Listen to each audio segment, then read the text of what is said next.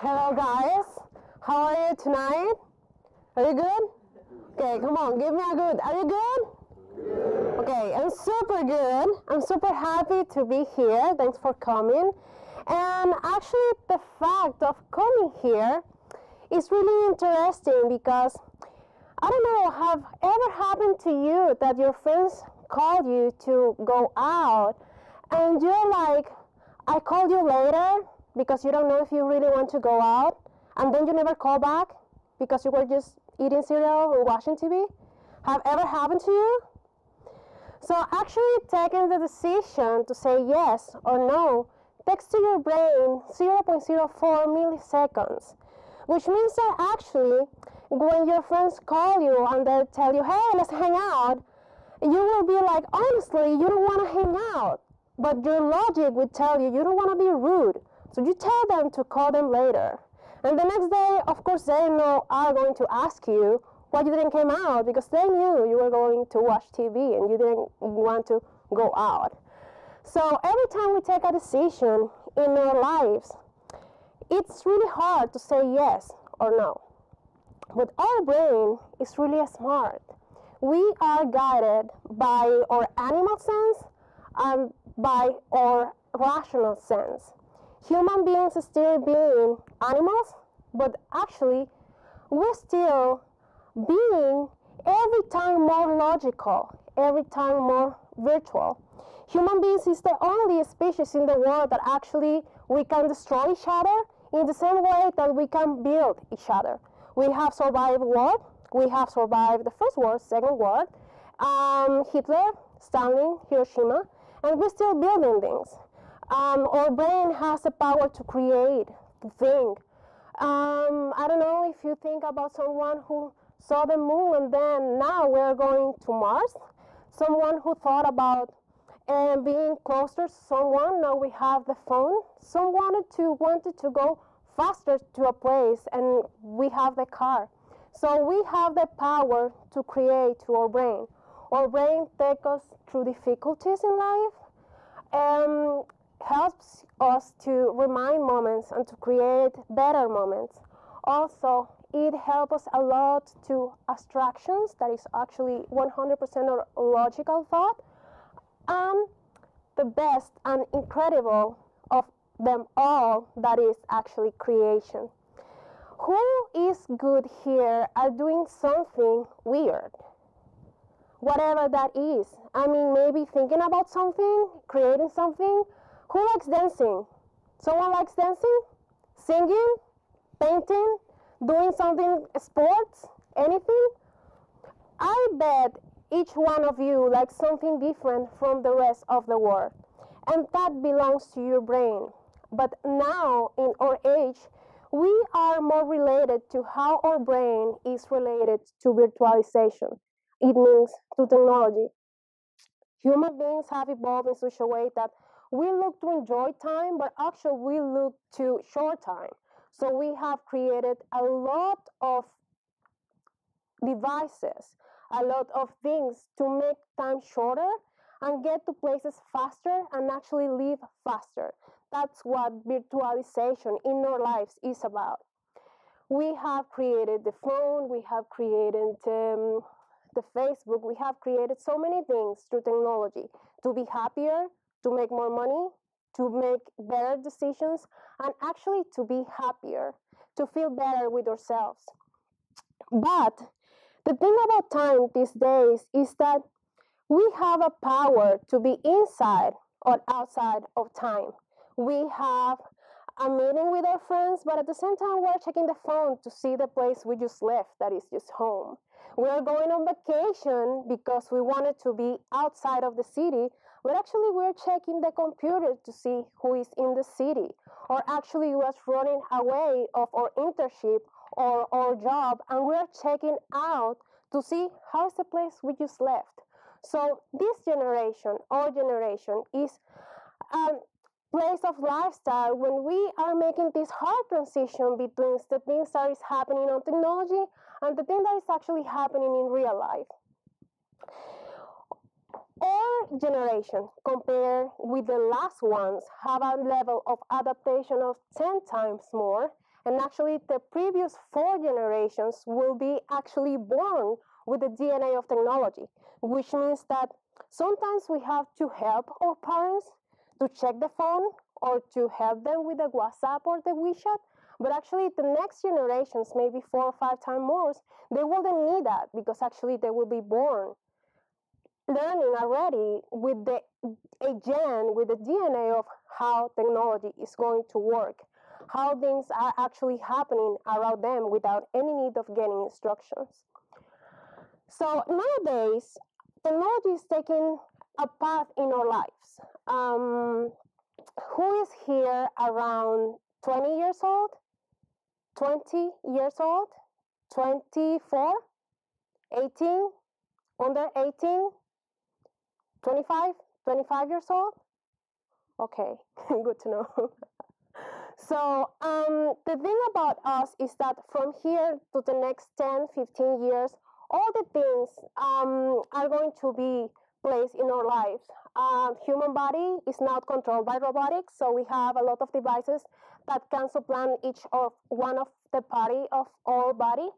We have artificial intelligence that actually has to do with the human brain, because every time we go out to the real world, our brain has the capacity to absorb 1 million bytes of information at a time. It means that actually 6 milliseconds, and actually our brain is the only machine in the world that has the power to process 6 billion of bytes of information, and actually it can relocate what information we know, what things we doesn't know, and actually what things we can learn from the environment we are living.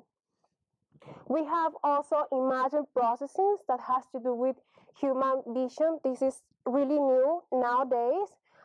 If anyone is interested, human vision has the capacity of take us to places we don't know. And in the future, it will take the capacity of take us to any place without moving our bodies from anywhere. We have photography and aesthetics, that is one of my main specializations. That is actually how we make life around, and how the fact of you being here and you imagine something about just seeing a picture can take you to a really life experiences without you being just watching a picture of something. We have also phantoms and microchips. That is actually a mimic of how our real brain works. And when I was telling you about taking decisions, that's how microchips are going to do in the future. We also have human imaginations, human community, that is Second Life. If any of you have played Sim, it also has to do with social media. If any of you have Facebook or Instagram or Snapchat, Tinder even, that's Second Life. And we have human environment that now is taken by virtual reality. If any of you have gone to an arcade or virtual game, I will recommend you to go, because it's a really big experience about the future. So in our generation, we have the average person around 20 and 30 years have an average of 5 profiles in the internet. Most of them are related to supply or basic needs: eating, socializing, sex. Because we're still being animals, even if we don't, and even if we have a lot of technology, we're still having to feed and to get our basic needs done. So in the way that we try to get all our needs on the internet, we have an evolution of what is right here, right now, and what's coming. On this transition, we have, for example, we're asking for a pizza online, but we're still having the pizza guy who is coming to deliver the pizza to us. We are not on the level of having a machine that comes and brings the pizza to our house. On an average life, I mean, a normal human being on a lifetime of 70 years, this is the time we spend doing things. We spend 7 years, 8 months watching TV. I mean, that's a lot of TV. We spent 3 years, 5 months eating and drinking. We spend 1 year, 10 months grooming and getting beautiful, even if it's girls or guys. And we spend 6 boring months doing laundry. What is interesting is that we have spent 5 years, 4 months in a lifetime on social media, but we spent only 1 year, 3 months actually socializing, going outside, seeing people, talking, laughing, kissing, whatever you want to do, reading, doing actually stuff in real life. So we spend actually more time, far more times on social media.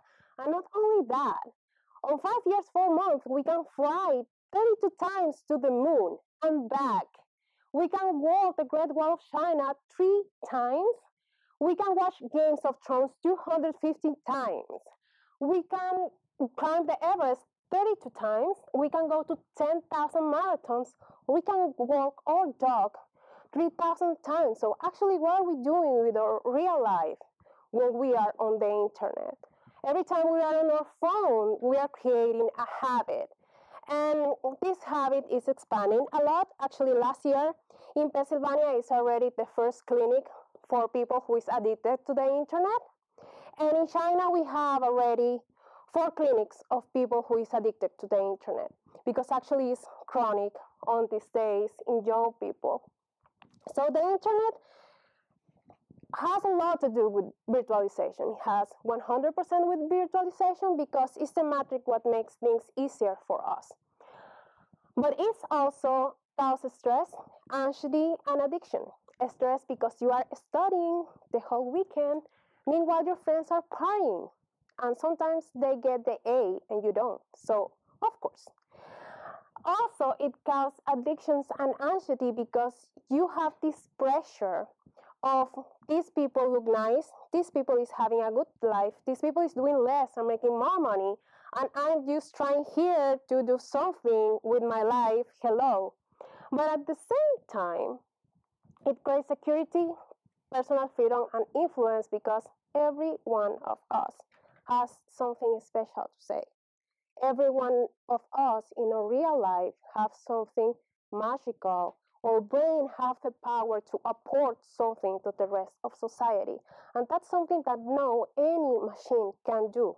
And no machine will ever do that because machines is proof they can develop their language, but they cannot mix feelings and logic as we do.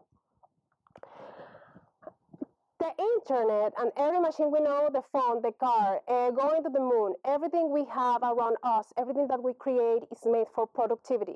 It's for make our life easier. It's to make us earn more money. It's to make us save time. It's to make us happier. And it's a smart decision to understand what am I doing with my time? What am I doing with my resources? How am I using all these magical tools I have now and I still having in the future to get the life I want, to do the things I want to do? Whatever you want to do. If you want to be famous, if you want to have a lot of money, if you want to have a good company, if you only want to be a CEO of a company in the future, all the instruments that you have about technology are there to help you to arrange that. But you need to learn that time is valuable and time is better if you learn how to use the things you have around. That's good if you create habit of learning what tools you have. And that was the average person that has 5 profiles in the internet has 2. Hannah told me that she used Facebook and LinkedIn a lot.